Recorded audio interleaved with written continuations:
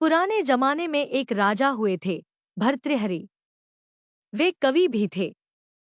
उनकी पत्नी अत्यंत रूपवती थी।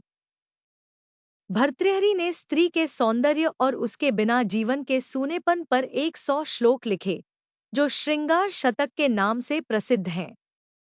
उन्हीं के राज्य में एक ब्राह्मण भी रहता था, जिसने अपनी निस्वार्थ पूजा से देवता को प्रसन्न कर लिया। देवता ने उसे वरदान के रूप में अमर फल देते हुए कहा कि इससे आप लंबे समय तक युवा रहोगे।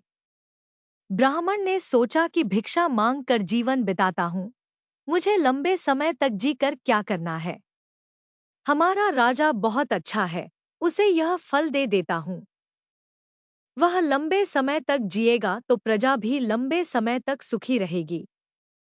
वह राजा के पास गया और उनसे सारी बात बताते हुए वह फल उन्हें दे आया। राजा फल पाकर प्रसन्न हो गया। फिर मन ही मन सोचा कि यह फल मैं अपनी पत्नी को दे देता हूं। वह ज्यादा दिन युवा रहेगी तो ज्यादा दिनों तक उसके साहचर्य का लाभ मिलेगा। अगर मैंने फल खाया तो वह मुझसे पहले ही मर जाएगी और उसके वियोग में मैं भी नहीं जी सकूंगा। उसने वह फल अपनी पत्नी को दे दिया। लेकिन रानी तो नगर के कोतवाल से प्यार करती थी। वह अत्यंत सुदर्शन, हृष्टपुष्ट और बातूनी था। अमर फल उसको देते हुए रानी ने कहा कि इसे खा लेना, इससे तुम लंबी आयु प्राप्त करोगे और मुझे सदा प्रसन्न करते रहोगे। फल लेकर कोतवाल जब महल से बाहर निकला तो सोचने लगा कि रानी के साथ तो मुझे धन दौलत के लिए झूठ मूठ ही प्रेम का नाटक करना पड़ता है, और यह फल खाकर मैं भी क्या करूंगा। इसे मैं अपनी परम मित्र राज नर्तकी को दे देता हूं। वह कभी मेरी कोई बात नहीं टालती। मैं उससे प्रेम भी करता हूं, और यदि वह सदा युवा रहेगी तो दूसरों को भी सुख दे पाएगी। उसने वह फल अपनी उस नर्तकी मित्र को दे दिया। राज नर्तकी ने कोई उत्तर नहीं दिया और चुपचाप वह अमर फल अपने पास रख लिया।